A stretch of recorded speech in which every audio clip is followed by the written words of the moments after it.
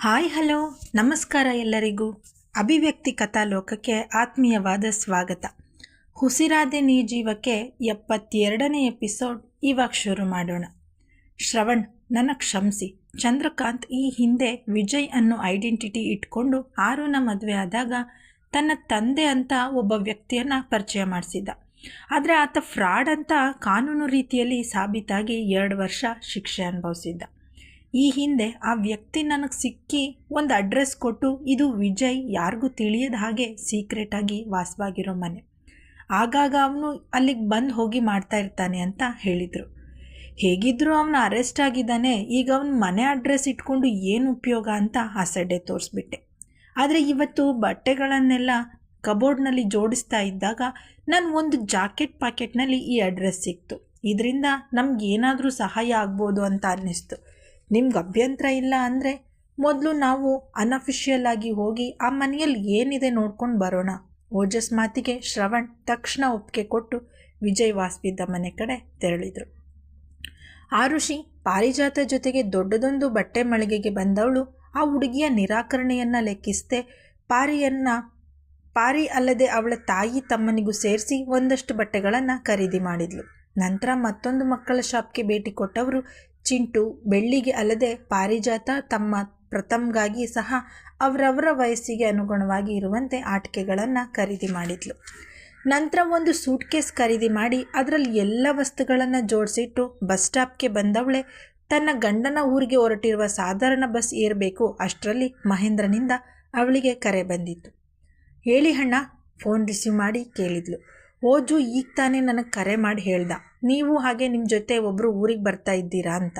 ನನಗೆ ಸಿಟಿಯಲ್ಲಿ ಸ್ವಲ್ಪ ಕೆಲಸ ಇದೆ, ಈಗ ಹೋಗ್ತಾ ಇದ್ದೀನಿ.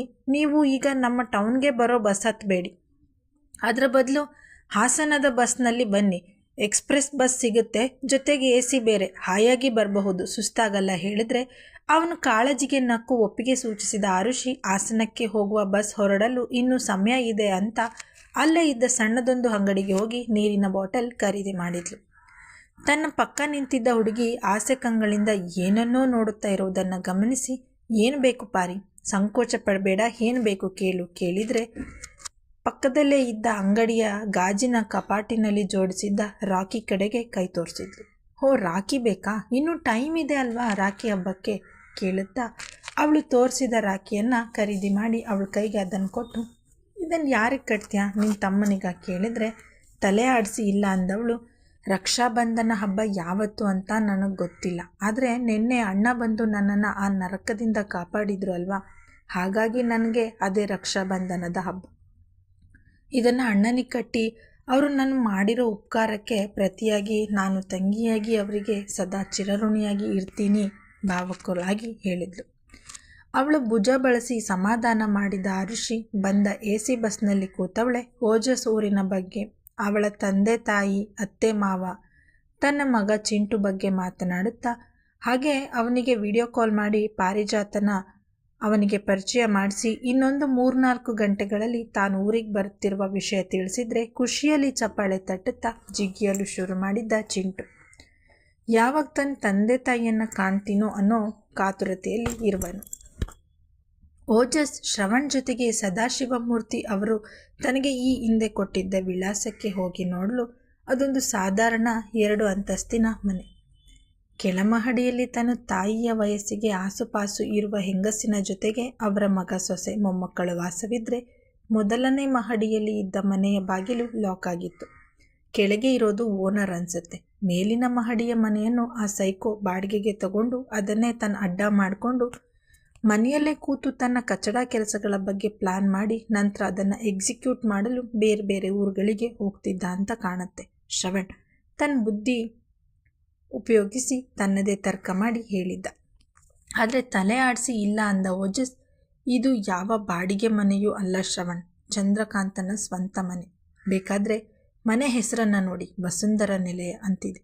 ವಸುಂಧರ ಚಂದ್ರಕಾಂತನ ತಾಯಿಯ ಹೆಸರು ಅಂತ ನನ್ನ ತಂದೆ ಮೊನ್ನೆ ಇವನ ವಿಷಯ ಮಾತಾಡುವಾಗ ಹೇಳಿದರು. ಆದರೆ ನನಗೊಂದು ವಿಷಯ ಅರ್ಥ ಆಗ್ತಾ ಇಲ್ಲ. ವಸುಂಧರ ಇದ್ದದ್ದು ನಮ್ಮ ಊರಿನಲ್ಲಿ, ನಂತರ ಅವರು ಇದ್ದಕ್ಕಿದ್ದ ಹಾಗೆ ಕಣ್ಮರೆ ಆದ್ರಂತೆ. ಆಮೇಲೆ ಸ್ವಲ್ಪ ವರ್ಷಗಳ ನಂತರ ಯಾರೋ ಒಬ್ಬ ವ್ಯಕ್ತಿ ಇವನು ಈ ಊರಲ್ಲಿದ್ದ ವಸುಂಧರ ಅವರ ಮಗ, ಇವ್ರ ತಾಯಿ ಕಾಯಿಲೆಗೆ ತುತ್ತಾಗಿ ತೀರ್ಕೊಂಡ ಕಾರಣ ಈ ಹುಡುಗ ಈಗ ಅನಾಥ ಅಂಥೇಳಿ ನಮ್ಮ ಆಶ್ರಮಕ್ಕೆ ದಾಖಲು ಮಾಡಿದ್ರಂತೆ.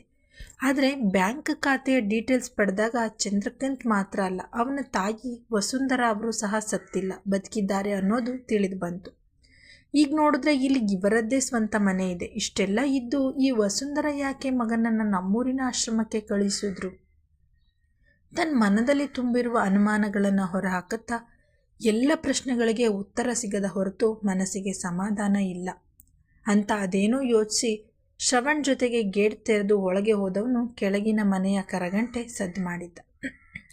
ಮನೆವರೆಗೆ ಬಂದ ಸುಮಾರು 35ರ ಆಸುಪಾಸಿನ ವ್ಯಕ್ತಿ ಯಾರು ಬೇಕಿತ್ತು ಕೇಳ್ದ.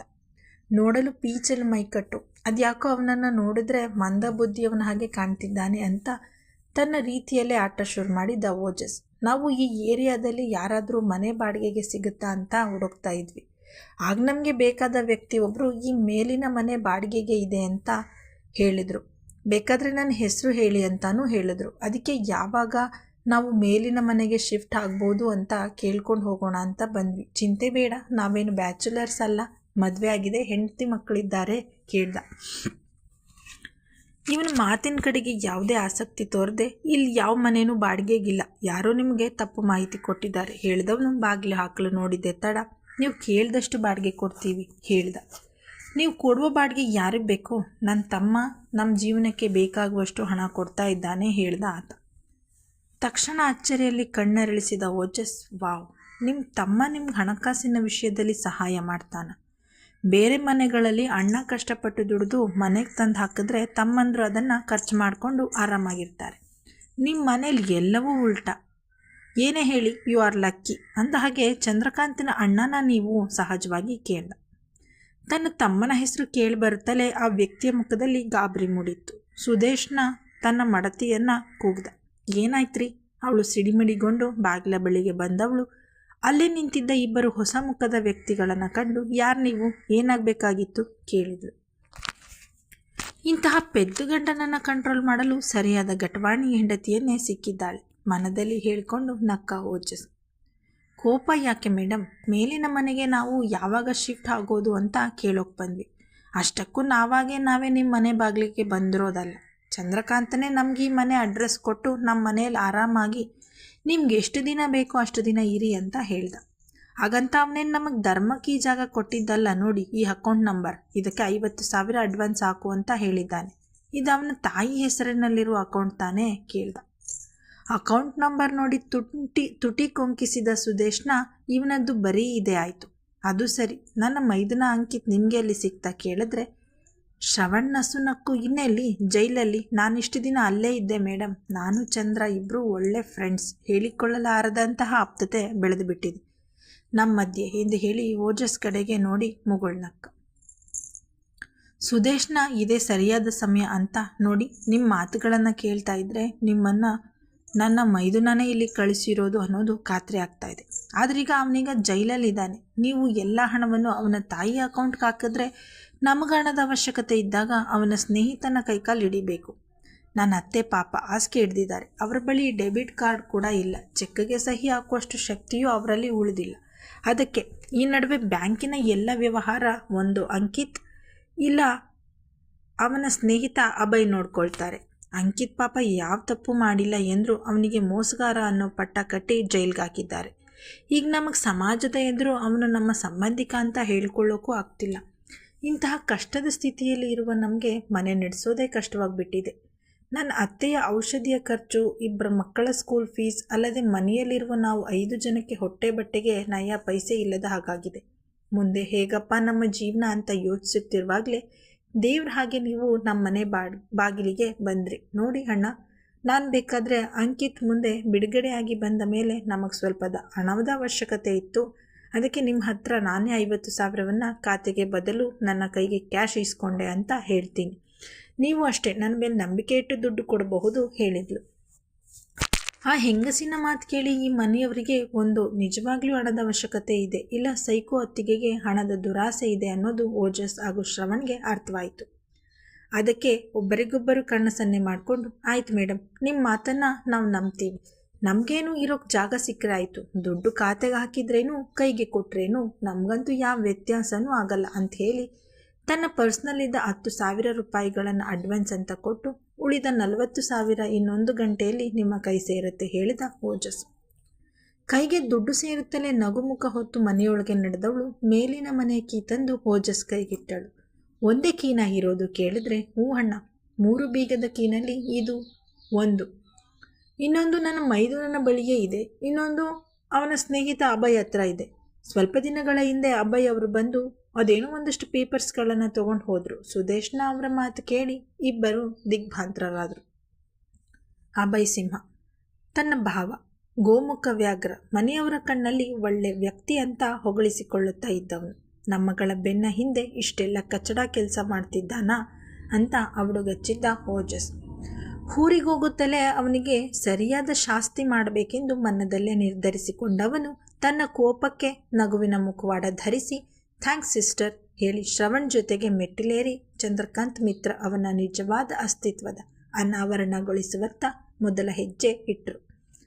ಮಹೇಂದ್ರನ ಕಾರು ಮನೆಯ ಆವರಣದಲ್ಲಿ ಬಂದು ನಿಲ್ಲುತ್ತಲೇ ಅದರಿಂದ ಇಳಿದ ಆರುಷಿ ತಾನೇ ಲಗೇಜ್ ಹೊರತೆಗೆಯುತ್ತಿರುವಾಗ ಕಾರ್ ಬೆಳಿಗ್ಗೆ ಧಾವಿಸಿ ಬಂದ ಕಾಳಯ್ಯ, ಅಮ್ಮೋರೆ ಬಿಡಿ, ನಾನಿರುವಾಗ ನೀವ್ಯಾಕೆ ಈ ಕೆಲಸ ಮಾಡಬೇಕು ಹೇಳ್ದ. ಥ್ಯಾಂಕ್ಸ್ ಕಾಳಯ್ಯ ಎಂದು ಅವರ ಕಡೆಗೆ ಚಂದದ ನಗೆ ಬೀರಿದ ಆರುಷಿ ಪಾರಿಜಾತ ಕೈ ಹಿಡಿದು, ಮುಜುಗರ ಯಾಕೆ ಕಂದ, ಇದು ನಿನ್ನ ಅಣ್ಣನ ಮನೆ, ಇಲ್ಲಿ ನಿನಗೆ ಯಾವ ತೊಂದರೆಯೂ ಆಗಲ್ಲ ಹೇಳುವಾಗಲೇ ಮಧ್ಯಾಹ್ನ ಊಟಕ್ಕೆಂದು ಮನೆಗೆ ಬಂದ ಸಿಂಹ ಆರುಷಿಯನ್ನು ಕಂಡೊಡನೆ ಮುಖ ಕಿವುಚಿದ್ದ.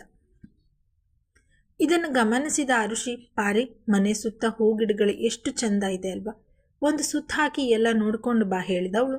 ಪಾರಿಜಾತ ಆ ಕಡೆಗೆ ಹೋಗುತ್ತಲೇ ತನ್ನ ಬೈಕ್ನಿಂದ ಇಳಿಯುತ್ತಿದ್ದ ಸಿಂಹನ ಬಳಿಗೆ ಬಂದ ಆರುಷಿ, ಈ ಮನೆ ಗಂಡು ಮಕ್ಕಳಾದ ಮಹೇಂದ್ರ, ಓಜಸ್, ಚಂದ್ರ ಮದುವೆನೇ ಆಗಲ್ಲ, ಅಲ್ಲಿಗೆ ಈ ಮನೆಯ ಆಸ್ತಿ ಪಾಸ್ತಿಗೆಲ್ಲ ನಿಮ್ಮ ಮಕ್ಕಳೇ ವಾರಸುದಾರರು ಅಂತ ಇಷ್ಟು ವರ್ಷ ಬಹಳವೇ ಖುಷಿಯಾಗಿದ್ರಿ. ಆದರೆ ನಾನು ಚಂದ್ರ ಅವರ ಬದುಕಿಗೆ ಅಚಾನಕ್ಕಾಗಿ ಬಂದು ನಿಮ್ಮ ಆಸೆಗೆ ತಣ್ಣೀರೆರ್ಚಿಬಿಟ್ಟೆ. ಇನ್ನು ನನ್ನ ಮಗ, ಅವನಿಗೀಗ ನನಗೆ ಮಾತ್ರ ಅಲ್ಲ ಚಂದ್ರನ ಮಗನೂ ಹೌದು. ಅಲ್ಲಿಗೆ ಈ ಕುಟುಂಬದ ಆಸ್ತಿ ಹಕ್ಕಿನ ಪಾಲುದಾರರಲ್ಲಿ ನನ್ನ ಮಗ ಕೂಡ ಒಬ್ಬ. ಅದಕ್ಕೆ ನನ್ನ ಮೇಲೆ ಹಾಗೆ ಅವನ ಮೇಲೆಯೂ ನಿಮಗೆ ಕೋಪ ಇರೋದಲ್ವಾ? ಅಥವಾ ಯಾರದ್ದೋ ರಕ್ತಕ್ಕೆ ಹುಟ್ಟಿರುವ ಮಗುಗೆ ಈ ಮನೆಯ ಆಸ್ತಿಯಲ್ಲಿ ಪಾಲು ಯಾಕೆ ಕೊಡಬೇಕು ಅನ್ನೋ ಭಾವನೆಯನ್ನು ಕೇಳಿದ್ರೆ, ನಿನ್ನ ಜೊತೆಗೆ ನನಗೆಂತ ಮಾತು, ಹೋಗು ಪಕ್ಕಕ್ಕೆ ತಾತ್ಸಾರದ ನೋಟ ಬೀರಿ ಹೇಳ್ದ. ಕರೆಕ್ಟ್ ಮಿಸ್ಟರ್ ಸಿಂಹ, ನನ್ನ ಜೊತೆಗೆ ನಿಮ್ಗೆಂತ ಮಾತು, ನೀವು ಇನ್ಮೇಲೆ ಏನಿದ್ರೂ ನನ್ನ ಗಂಡನ ಜೊತೆಗೆ ಮಾತಾಡಿ. ಆದರೆ ಅದಕ್ಕೆ ಮೊದಲು ಈ ಮನೆ ಸೊಸೆಯಾಗಿ ನನ್ನದು ಅಂತ ಕೆಲವು ಕರ್ತವ್ಯಗಳು ಇರುತ್ತೆ ಅಲ್ವಾ, ಅದರ ಒಂದು ಭಾಗ ನನ್ನ ಗಂಡನ ತಂಗಿಯ ಬದುಕು ಚೆನ್ನಾಗಿರಲಿ ಅಂತ ದೇವರಲ್ಲಿ ಪ್ರಾರ್ಥನೆ ಮಾಡಿಕೊಳ್ಳೋದು ಅಲ್ವಾ. ನನ್ನ ನಾದಿನಿ ಗಂಡ ನೀವು, ಇಷ್ಟು ವರ್ಷ ಈ ಮನೆಯ ಬೆನ್ನೆಲುಬಾಗಿ ನಿಂತವರು. ಆದರೆ ನಾನು ಈ ಮನೆಗೆ ಬರ್ತಿದ್ದ ಹಾಗೆ ಕೋಪದ ಕೈಗೆ ಬುದ್ಧಿ ಕೊಟ್ಟು ನನ್ನ ಮಗನಿಗೆ ಹೆದರಿಸಿ ನಮ್ಮನ್ನು ಈ ಮನೆಯಿಂದ ದೂರ ಬಿಡಲು ರಣತಂತ್ರ ರೂಪಿಸಿ ನಿಮ್ಮ ವ್ಯಕ್ತಿತ್ವವನ್ನು ನೀವೇ ಮಣ್ಣುಪಾಲು ಮಾಡಿಕೊಂಡ ಬುದ್ಧಿಗೇಡಿ ಜೀವಿ ನೀವು. ನನ್ನ ಗಂಡ ಕಣ್ಣಲ್ಲೂ ತುಂಬ ಚೀಪಾಗಿ ಹೋಗಿದ್ದೀರ. ಇನ್ನಾದರೂ ನೀವು ಬದಲಾದರೆ ನಿಮ್ಗೆ ಒಳ್ಳೆಯದು, ಇಲ್ಲಾಂದರೆ ನನ್ನ ಗಂಡನ ಕೋಪಕ್ಕೆ ನೀವು ಬಲಿಯಾದರೆ ಕಣ್ಣೀರು ಹಾಕೋದು ನನ್ನ ನಾದ್ನಿ. ಅದಕ್ಕೆ ದಯವಿಟ್ಟು ನಿಮ್ಮ ದುರಾಸೆಗೆ ನೀವೇ ಬ್ರೇಕ್ ಹಾಕ್ಕೊಂಡು ಈ ಮನೆಯ ಹೆಣ್ಣು ಹುಡುಗಿ ಕಣ್ಣೀರು ಹಾಕದಂತೆ ನೋಡಿಕೊಳ್ಳಿ ಹೇಳಿದರೆ ಕತೆ ಮುಂದಿನ ಭಾಗದಲ್ಲಿ ಮುಂದುವರೆಯುವುದು. Thank you.